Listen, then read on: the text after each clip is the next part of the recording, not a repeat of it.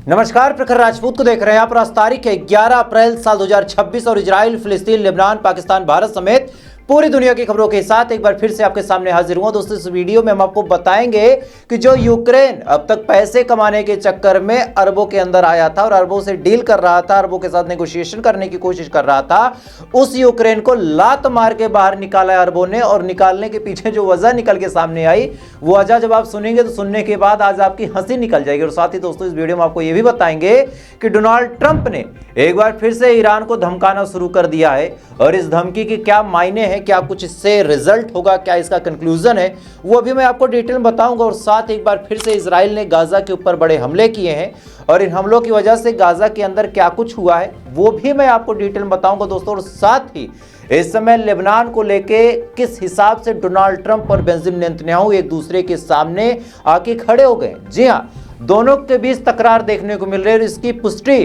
किसी अलग अलग चैनल ने नहीं बल्कि अमेरिकन चैनल और भारतीय चैनलों ने भी की है। और क्या अपडेट दी है इसके बारे में मैं अभी आपको तस्नीम से बताऊंगा। और साथ ही आज बहुत बड़ा ऐतिहासिक दिन है और इस ऐतिहासिक दिन में क्या कुछ होने वाला है, क्या कुछ हो रहा है और किस तरफ अब ये रास्ता निकल के जा रहा है, बातचीत कहां तक पहुंची है, इसके बारे में भी आपको बताएंगे। और साथ ही भारत की भी कुछ बड़ी खबरें आपको बताएंगे। यानी यकीन मानिए दोस्तों, एक ही वीडियो में, जी हाँ, एक ही वीडियो में पूरे मिडिल ईस्ट की वो तमाम बड़ी खबरें जिनको देखने के लिए आपको अलग अलग चैनलों पे जाना पड़ता, आपको अलग अलग जगहों पे मुंह मारना पड़ता, लेकिन एक ही वीडियो में मैं आपको वो बड़ी खबरें बताऊंगा जो खबरें आपके लिए जानना बिल्कुल जरूरी है। इस वजह से अगर आप चैनल पे नए हैं तो वीडियो को लाइक जरूर कर लीजिएगा, चैनल को सब्सक्राइब जरूर कर लीजिएगा। और साथ ही आपका नाम क्या है मुझे कमेंट करके बताइएगा ताकि मैं भी जान सकूं कि मुझे देखने वाले कौन कौन लोग हैं। तो आप कमेंट करते रहें दोस्तों, तब तक एक करके मैं आपको खबरें बताता हूं।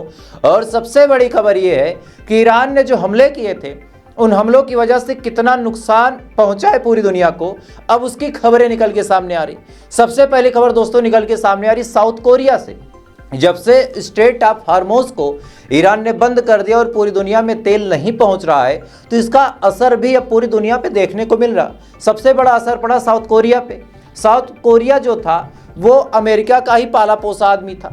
अमेरिका ने उसको पाल पोस के बड़ा किया था और नॉर्थ कोरिया को काउंटर करने के लिए एक तरह से नॉर्थ कोरिया के जवाब में अमेरिका ने साउथ कोरिया को खड़ा किया था। ऐसे हाल में आज साउथ कोरिया का हाल ये है कि वहाँ पे इस हिसाब से गरीबी मची हुई है कि साउथ कोरिया अब अपने लोगों को पैसा बांटेगा। जी हाँ, मतलब एक तरह से सरकार के पास जो खजाना है अब वो चाहे लोन लेके भरे या फिर अमेरिका के कदमों में लेट जाए और कहे कि ट्रंप पापा हमको पैसा दे दो, कोई भी वजह हो, लेकिन कहानी ये है कि भाई साहब अब पैसा बांटेगा और पैसा बांट के ही अपने देश के लोगों के पेट में खाना डालने की कोशिश साउथ कोरिया कर रहा। और ये केवल साउथ कोरिया का हाल नहीं है, ऐसे हाल कई सारे देशों में है। जो देश ईरान के खिलाफ खड़े हुए थे या फिर जो अमेरिका के सपोर्ट में गए, उन तमाम देशों का हाल ईरान ने ऐसा पंचर किया कि आज वो देश खैरात पे डिपेंड हो गए। जी हाँ, साफ तौर पे खैरात पे डिपेंड हो गए हैं। और जो लोग गलत रास्ते पे निकल गए थे उनको ईरान ने मार के ऐसे सही रास्ते पे लाया कि मैं अब आपको उसकी कुछ एग्जांपल देता हूं। दरअसल ये जो अरब वर्ल्ड है ये बुरी तरीके से बौखलाया हुआ है।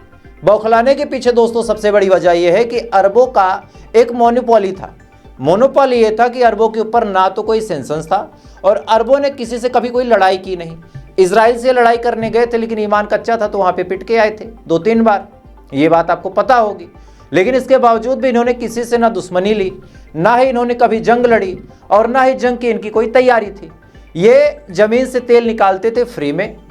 भारत पाकिस्तान से सस्ते मजदूर वहां पे जाते थे काम करने। 10,000, 12,000, 15,000, 20,000, मैक्स टू मैक्स 25,000 की सैलरी पे वहाँ पे बेचारे लोग जॉब करते थे और वो उनके लिए कुछ भी नहीं था। 25-30,000, यहाँ की 25-30,000 की बात कर रहा हूँ, वहाँ के लिए कुछ भी नहीं है। अब शायद सैलरी थोड़ी सी बढ़ गई है तो 50-60,000 लोग पाते हैं और उस 50-60,000 के लिए वो लोग पागल हैं। अब सोचिए, एक आदमी, एक सिंपल सा बेसिक सा नॉलेज आपके सामने रख रहा हूँ कि एक आदमी अगर एक दिन में कुछ नहीं तो 20-30 लीटर तेल निकालेगा, बेसिक एकदम, बहुत ग्राउंड लेवल पर बात कर रहा हूँ, बहुत मशीनरी ऑपरेशन की बात नहीं कर रहा कि क्या होगा, कैसे प्यूरिफाई होगा, डज नॉट मैटर। आप सोचिए कुआं है, बाल्टी से ही तो तेल निकालना है, एकदम सिंपल भाषा में समझा रहा हूँ। 25 लीटर भी तेल निकालता है तो उसको कितने में बेचेगा? और एक दिन में अगर 25 लीटर है तो एक महीने में कितना होगा? अब आप रेट निकाल लो कि क्या सैलरी ईरान के खिलाफ ये जो देश खड़े थे वो पूरी दुनिया के लोगों को क्या सैलरी बांटते हैं और फ्री में कितना प्रॉफिट कमाते हैं। अब ये दोनों हाथों से खूब पैसा कमा रहे थे, लेकिन स्ट्रेट ऑफ हार्मोज का मुद्दा ईरान ने जब से उठाया और उसको बंद किया, और ईरान के पार्लियामेंट में जब से ये बिल पास हो गया है कि हमारे यहाँ से जो भी जहाज गुजरेगी हम उससे पैसा लेंगे, तो सबसे बड़ा घाटा दोस्तों खबर ये निकल के सामने आ रही कि अरबों को ही होगा, क्योंकि इन्हीं के जहाज जाते थे। और एक चीज, मैंने आपको पैसे दिए, ध्यान दीजिएगा, मैंने आपको पैसे दिए और कहा कि भैया फला चीज मुझे चाहिए और होम डिलीवरी चाहिए, तो उस सामान को लाने की जिम्मेदारी आपकी है। अब चाहे आप टैक्स दो चाहे जो दो, लेकिन जिम्मेदारी तो आपकी बनती है। अब कई सारे लोग ये कहेंगे कि अगर पैसा अरबों का लगेगा टैक्स के नाम पे या फिर स्ट्रेट ऑफ हार्मोज पे टोल के नाम पे, तो ये लोग तेल का दाम बढ़ा भी सकते हैं। बिल्कुल बढ़ा सकते हैं, लेकिन अगर ये तेल का दाम बढ़ा देंगे तो यहाँ पे फायदा उठा लेगा रशिया और ईरान, क्योंकि रशिया और ईरान के तेल के टैंकरों पे ना तो अब कोई सेंसस लगा है और ना ही अब इनके स्ट्रेट ऑफ हार्मोज से गुजरने पे इनको कोई पैसा देना है। तो ऐसे हाल में जिसको पैसा देना है उसका दाम बढ़ेगा, ईरान और रशिया उसी नॉर्मल प्राइस पे रहेगा या फिर थोड़ा सा लो प्राइस कर देगा। तो ऐसे हाल में अब बाजी बहुत बुरी तरीके से पलट गई है और सारा का सारा जो कंट्रोल है दोस्तों उठ के आ गया है ईरान के हाथ में, और अरबों की जो चांदी के चम्मच से लोग मलाई और बिरयानी पेल रहे थे, अब वो चीज गड़बड़ा गई है। अब सुनिए दोस्तों, इस जंग में बहुत सारे लोगों ने मौके की तलाश करके पैसा कमाने की कोशिश की और हथियार भी लेने की कोशिश की। उनमें से एक था यूक्रेन, क्योंकि यूक्रेन ने जब देखा कि हमारे पापा पिट रहे हैं तो चलते हैं, जब पापा पिट रहे हैं तो हम थोड़ा पैसा कमा लेते हैं। इन्होंने क्या किया, इन्होंने अरबों से बात की, खासकर दुबई से, सऊदी से, कतर से, बहरीन से, और कहा कि आप हमसे हमारे एक्सपर्ट ले लो, क्योंकि रशिया के ड्रोन को रोकने में हम एक्सपर्ट हैं।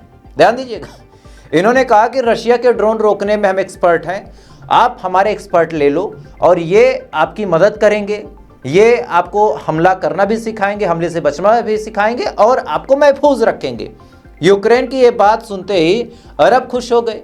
जब उन्हें लगा कि यार अमेरिका फेल है तो यूक्रेन की ही मदद ले लेते हैं, इन्होंने यूक्रेन के ड्रोन कमांडरों को बुला लिया, उनको अपने यहाँ बाकायदा सैलरी वाली बढ़िया दी, बढ़िया लग्जरी होटल दिए, तमाम और सुविधाएं दी, तमाम वो लेविश लाइफ दी, ठीक है, बिरयानी बढ़िया खिलाई।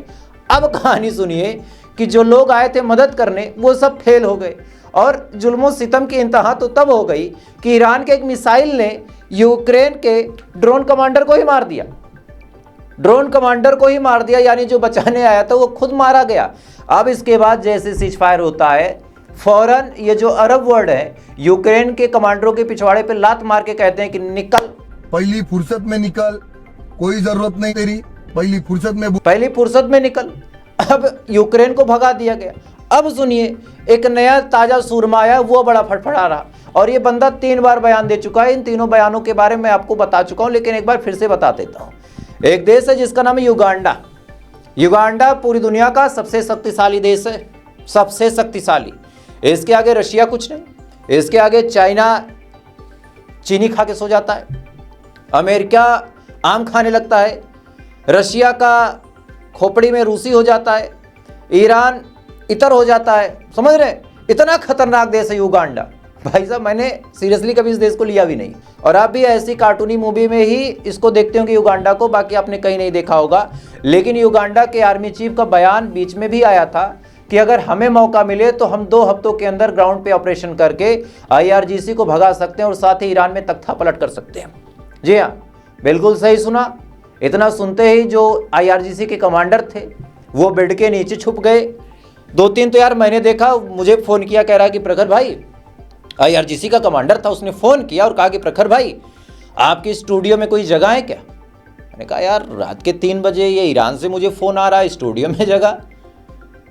मैंने कहा क्या हुआ। उसने कहा यार युगांडा की आर्मी आ रही, हम अमेरिका से तो लड़ सकते हैं, इजराइल से तो लड़ सकते हैं, सबसे लड़ सकते हैं, लेकिन यार युगांडा की खतरनाक आर्मी। अब सुनिए, युगांडा ने फिर से बड़ा ऐलान किया। युगांडा के आर्मी चीफ ने साफ तौर पे कहा है कि 1 लाख युगांडा के सैनिक तैयार हैं मैदान में आने के लिए, और वो इजराइल के अंदर इजराइल की हिफाजत करेंगे।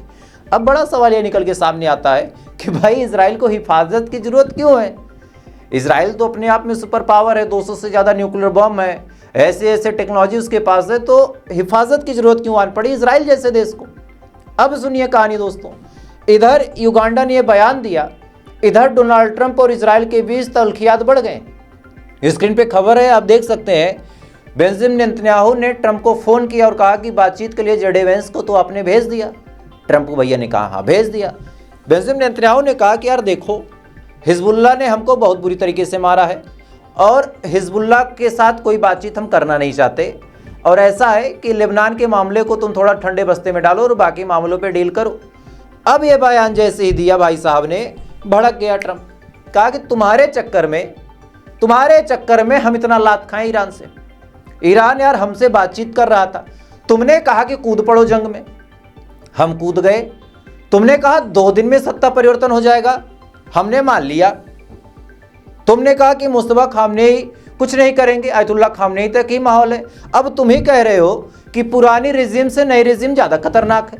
तो भैया ऐसा है, या तो तुम अपने ईगो की बत्ती बनाओ, समझ लीजिए, और या फिर चुपचाप बात करो लेबनान से। अब दोस्तों खबर निकल के सामने आई है कि डोनाल्ड ट्रंप की फटकार के बाद अब इजराइल लेबनान के साथ बातचीत करने को तैयार हुआ है। लेकिन अब यहाँ पे दोस्तों मैं आपको कुछ सीरियस खबरें बताता हूँ जिन खबरों को जानना बिल्कुल ज़रूरी है।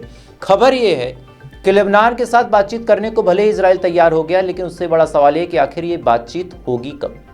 चूँकि ईरान ने साफ तौर पे कहा है कि 24 घंटे की मोहलत है, अगर 24 घंटे के अंदर बातचीत नहीं होती है तो आने वाले टाइम में ईरान फिर से बड़े हमले करेगा। ये बड़ा बयान ईरान द्वारा दिया गया, और इधर शुक्रवार को ही बातचीत होनी थी यानी कल, और खबर ये है कि बातचीत 24 घंटे टाल दी गई। अमेरिका ने कहा भी था कि इस्लामाबाद में ईरान के ऑफिशियल्स पहुंच चुके हैं, लेकिन ईरान ने साफ तौर पे डिनाई कर दिया और कहा कि कोई भी हमारा ऑफिशियल अमेरिका के साथ बातचीत करने के लिए पाकिस्तान नहीं गया। और फिर जो गालिबाफ हैं, जो पार्लियामेंट स्पीकर हैं, उन्होंने 2 अहम शर्तें रखी और कहा कि बातचीत करने के लिए हम तभी आएंगे जब हमारे 2 मुद्दों पे आप परमानेंट अभी फ़ोन पे हमको बता दो। भाई अगर कर सकते हो तो हम आए, वहाँ आके क्या कोई बार्गेनिंग थोड़ी ना करनी है कि यार ये कपड़ा कितने में है, 500 ले लो भैया, नहीं यार 300 दे पाएंगे, ऐसा नहीं होगा ना। आप अभी क्लियर कर दो। 2 मुद्दे बहुत अहम रखे। पहला कि लेबनान के साथ सीज फायर होना चाहिए, लेबनान के साथ कोई जंग नहीं होनी चाहिए, और दूसरी सबसे बड़ी बात यह है कि हमारे जितने भी पैसे पूरी दुनिया में फ्रीज करवा रखे अमेरिका ने, उन तमाम असिस्ट को, तमाम पैसों को, हमारे गोल्ड रिजर्व को, सबको फ्री करवाया जाए। तो ये 2 डिमांड गालिबाफ ने रखी थी। अब फाइनली खबर यह है कि इस्लामाबाद में यानी पाकिस्तान की राजधानी में ईरान के ऑफिशियल्स आ चुके हैं, और आने का जो मंजर था वो बड़ा इंटरेस्टिंग था। चूँकि एक तरफ जेडी वेंस आते हैं तो ज़्यादा कोई चकाचौंध व्यवस्था नहीं देखने को मिलती, लेकिन जब ईरान के डेलीगेशन बातचीत करने के लिए आते हैं तो बाकायदा जो पाकिस्तान के फाइटर जेट हैं वो एक तरह से प्रोटोकॉल देते हैं। और मैं चाहूँगा कि वीडियोज़ देखें आप जो सोशल मीडिया पर सर्कुलेट हो रहे हैं।